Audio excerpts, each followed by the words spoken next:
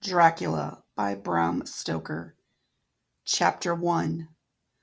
Jonathan Harker's Journal. May the 3rd. Bistris. Left Munich at 8:35 p.m. on May the 1st, arriving at Vienna early next morning. Should have arrived at 6:46, but train was an hour late. Budapest seems a wonderful place, from the glimpse which I got of it from the train and the little I could walk through the streets. I feared to go very far from the station, as we had arrived late and we would start as near the correct time as possible. The impression I had was that we were leaving the west and entering the east.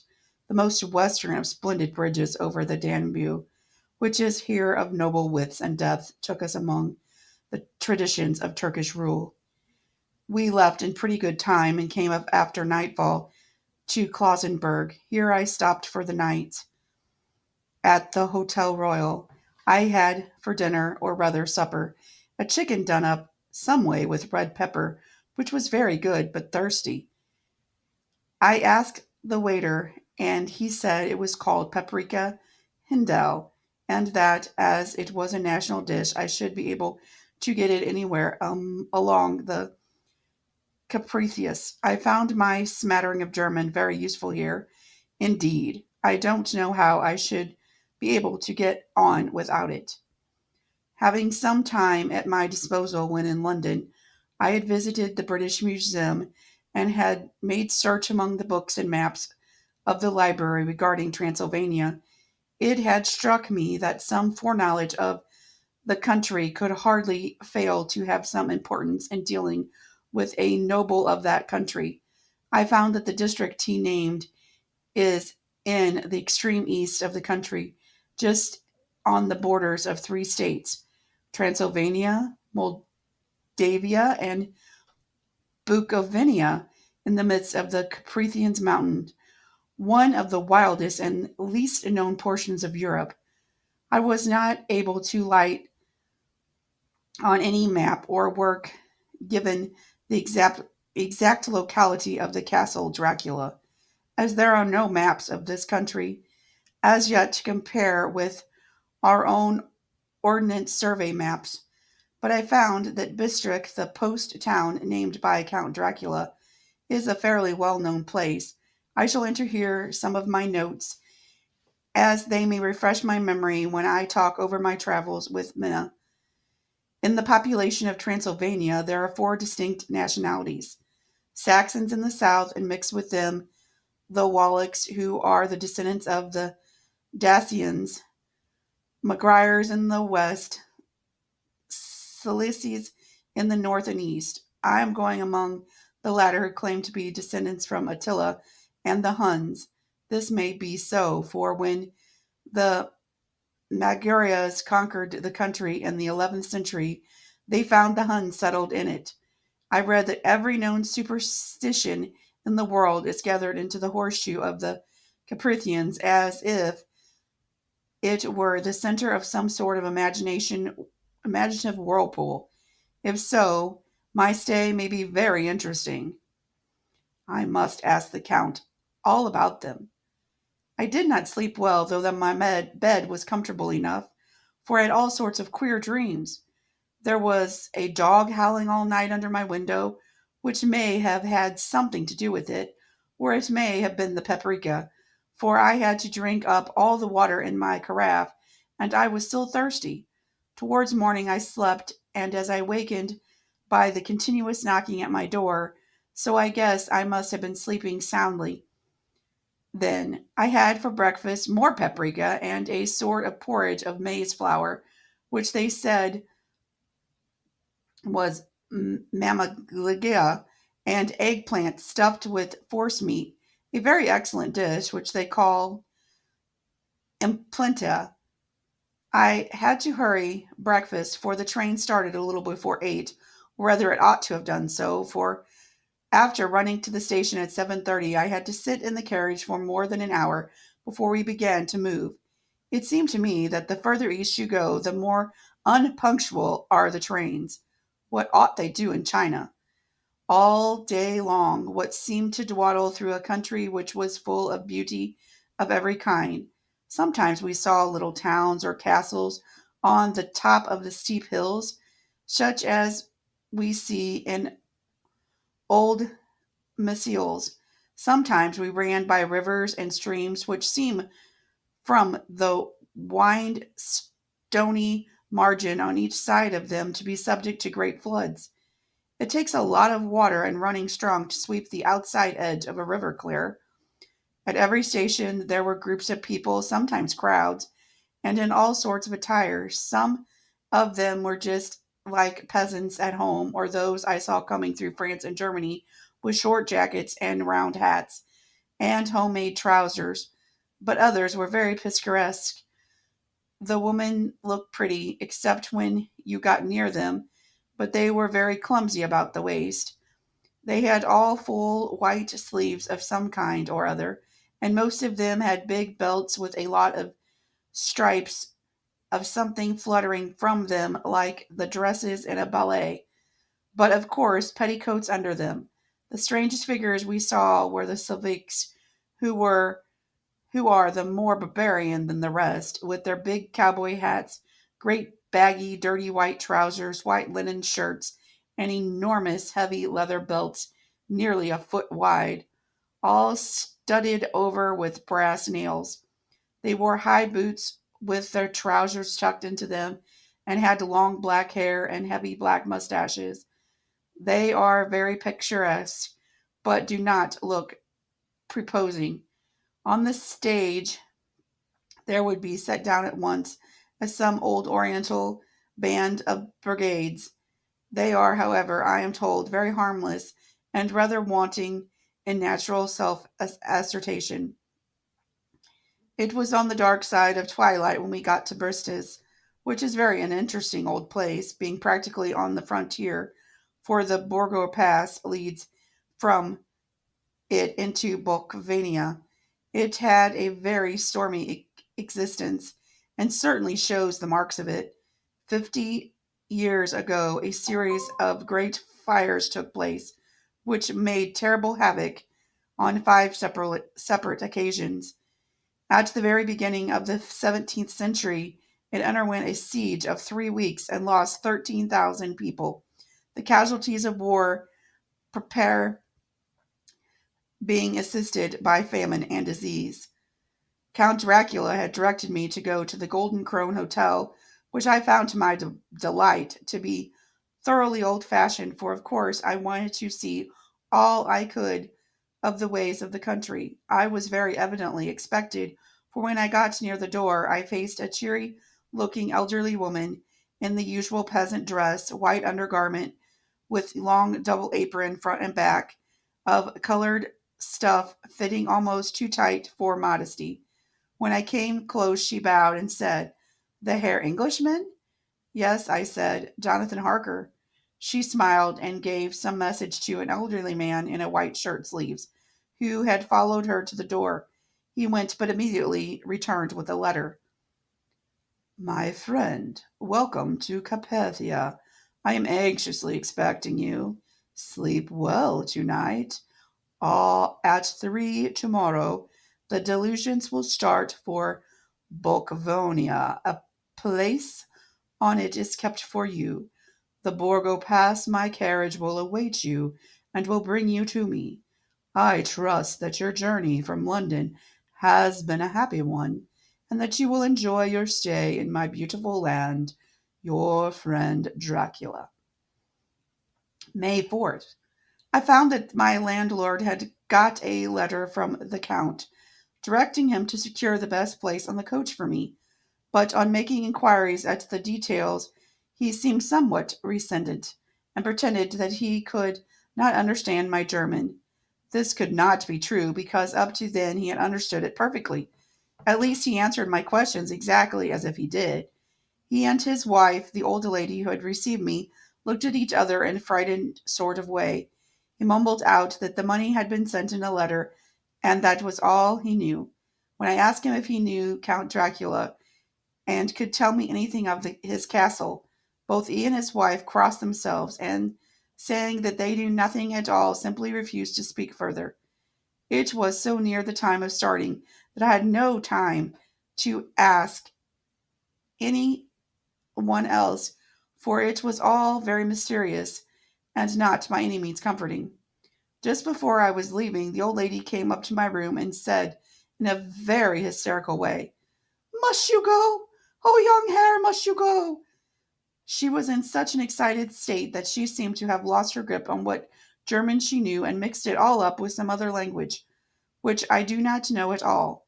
It was just, I was just about to follow her up by asking many questions when I told her that I must go at once and that I was engaged in important business, and she asked again, "Do you know what day it is?" I answered that it was the 4th of May. She shook her head and she said again, "Oh, yes, I know that, but do you know what day it is?" On my saying that I did not understand, she went on, "It is the eve of St. George's Day. Do you not know that tonight, when the clock strikes midnight, all evil things in the world will have full sway? Do you know where you are going and what you are going to?" She was in such evident distress that I tried to comfort her, but without effect. Finally, she went down on her knees and implored me not to go, at least to wait a day or two before starting. It was all very ridiculous, but I did not feel comfortable. However, there was business to be done, and I could allow nothing to interfere with it. I therefore tried to raise her up and said, as gravely as I could, that I thanked her, but my duty was imperative and that I must go. She then rose and dried her eyes, and taking crucifix from her neck, offered it to me. I did not know what to do, for as an English churchman I have been taught to regard such things as in some measure idolatrous, and yet it seemed so ungracious to refuse an old lady meaning so well and in such a state of mind. She saw, I suppose, that the doubt in my face, for she put the rosary round my neck and said, "For your mother's sake," and went out of the room. I'm writing up this part of the diary whilst I'm waiting for the coach, which is, of course, late, and the crucifix is still round my neck. Whether it is the old lady's fear, or the many ghostly traditions of this place, or the crucifix itself, I do not know, but I am feeling nearly as easy in my mind as usual. If the book should ever reach Minna before I do, let it bring my good-bye. Here comes the coach. May 5th. The Castle. The gray of the morning had passed, and the sun is high over the distant horizon, which seems jagged, whether with trees or hills. I do not know, for it is so far off that big things and little are mixed. I am not sleepy, and as I am not to be called till I wake, naturally I write until sleep comes. There are many odd things to put down, and least who reads them may fancy that I dined too well before I left Bistrick. Let me put down my dinner exactly. I dined on what was called robber steak, bits of bacon, onion, and beef seasoned with red pepper and strung on sticks and roasted over the fire in the simple style of London's cat meat. The wine was golden Midiscus, which produces a queer sting on the tongue, which is, however, not disagreeable. I had only a couple of glasses of this and nothing else. When I got on the coach, the driver had not taken his seat, and I saw him talking with the landlady. They were evidently talking of me, for every now and then they looked at me, and some of the people who were sitting on the bench outside the door, which they called by a name meaning word bearer, came and listened, and then they looked at me, most of them pityingly. I could hear a lot of words, often repeated, queer words, for there were many nationalities in the crowd, so I quietly got my dictionary from my bag and looked them out. I must say that they were not cheering to me, for amongst them were Ord, Satan, Hell, Witch, both of which mean the same, and one being Slovakian, and the other Servian, for something that is either a werewolf or vampire. I must ask the Count about these superstitions. When we started, the crowd round the inn door, which had by this time swelled to a considerable size, all made the sign of the cross, and pointed two fingers toward me. With some difficulty, I got a fellow passenger to tell me what that meant. He would not answer at first, but on learning that I was English, he explained that it was a charm or a guard against the evil eye. This was not very pleasant for me, just starting for an unknown place to meet an unknown man, but every one seemed so kind-hearted and sorrowful and so sympathetic that I could not be touched. I shall not forget the last glimpse which I had of the inn yard, and the crowd of picturesque figures all crossing themselves as they stood round the wide archway, with its background of rich foliage of oleander and orange trees, and green tubs clustered in the center of the yard. Then our driver, whose wide linen drawers covered the whole front of the box seats, Gotza, they called, cracked his big whip over the four small horses which ran abreast, and we set off on our journey. I soon lost sight and recollection of the ghostly fears and the beauty of the scene as we drove along. Although I had known the language, or rather languages, which all my fellow passengers were speaking, I might not have been able to throw them off so easily. Before us lay a green sloping land full of forests and woods, and here and there steep hills crowned with clumps of trees, or with farmhouses the blank gable end of the road. There was everywhere a bewildering mass of fruit blossoms, apple, plum, pear, cherry, and as we drove by I could see the green grass under the trees spangled with the fallen petals.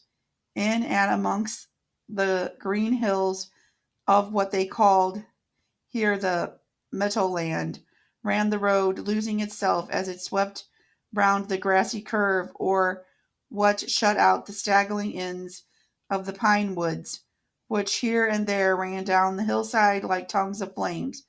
The road was rugged, but still we seemed to be flying in over it with a feverish haste.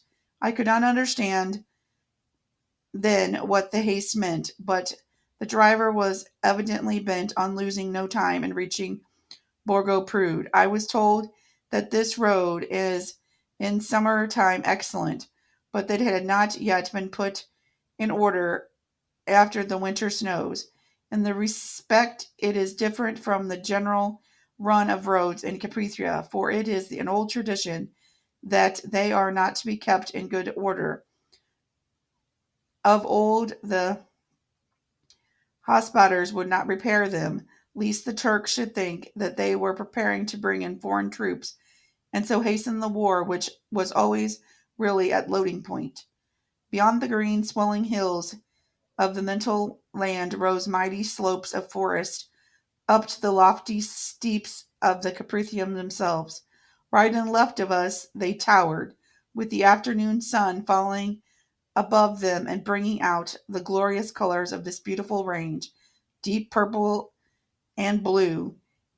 In the shadows of the peaks, green and brown, were grass and rocks mingled with endless perspective of jagged rock and pointed crags till those were themselves lost in the distance, where the snowy peaks rose grandly.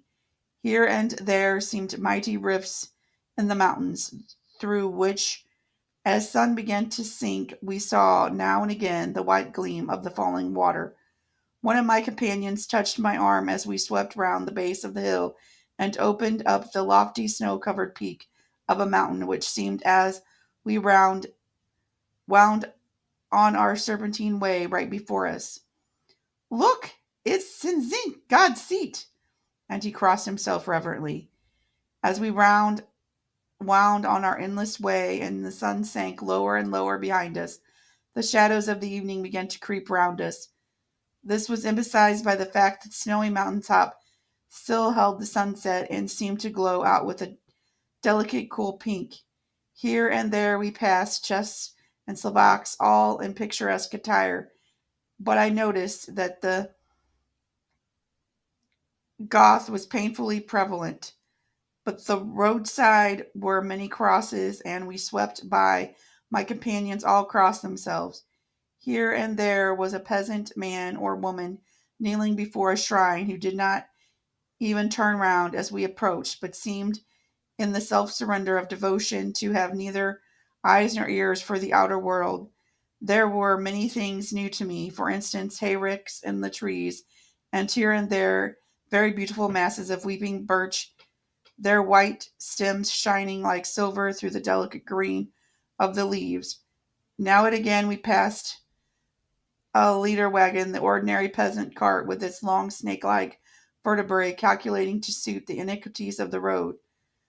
On this were sure to be seated quite a group of home-coming peasants, the Czechs with their white and the Slavics with their colored sheepskin, the latter carrying lance-fashion their long staves with axe at end. As the evening fell, it began to get very cold, and the growing twilight seemed to merge into one dark mistiness. The gloom of the trees, oak, beech, and pine, through the valleys which ran deep between the spurs of the hills. As we ascended through the pass, the dark firs stood out here and there against the background of the late lying snow. Sometimes, as the road was cut through the pine woods, that seemed to be darkness, to be closing down upon us. Great masses of grayness, which here and there bestrewed the trees, produced a peculiar, weird, and solemn effects, which carried on thoughts of grim fancies, engendered earlier in the evening, when the falling sunset threw into a strange relief the ghost-like clouds which amongst the capricium seemed to wind ceaselessly through the valleys. Sometimes the hills were so steep that despite our driver's haste the horse could only go slowly. I wished to get down and walk up them as we do at home, but the driver would not hear of it. No, no, he said, you must not walk here. The dogs are too fierce. And then he added, with what evidently meant for grim pleasantry, for he looked round to catch the proving smile of the rest, and you may have enough of such matters before you go to sleep. The only stop he would make was a moment's pass to light his lamps.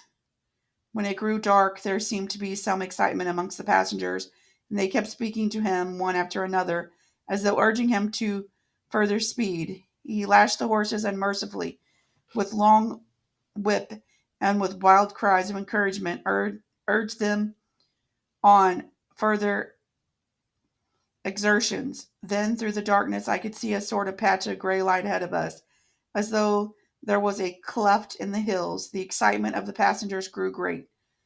The crazy coach rocked on its great leather springs and swayed like a boat tossed in a stormy sea. I had to hold on. The road grew more level, and we appeared to fly along. Then the mountains seemed to come nearer to us on the side and to frown down upon us. We were entering our Borg Pass.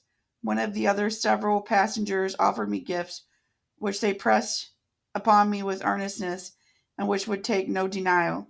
These were certainly of odd and varied kind, but each was given in simple good faith, with a kindly word and a blessing, and that strange mixture of fear-meaning movements which I had seen outside the hotel at Bristol's, the sign of the cross and the guard against the evil eye. Then we flew along. The driver leaned forward on each side, the passengers careening over the edge of the coast, peering eagerly into the darkness. It was evident that something very exciting was either happening or expected, but though I asked each passenger, no one would give me the slightest explanation.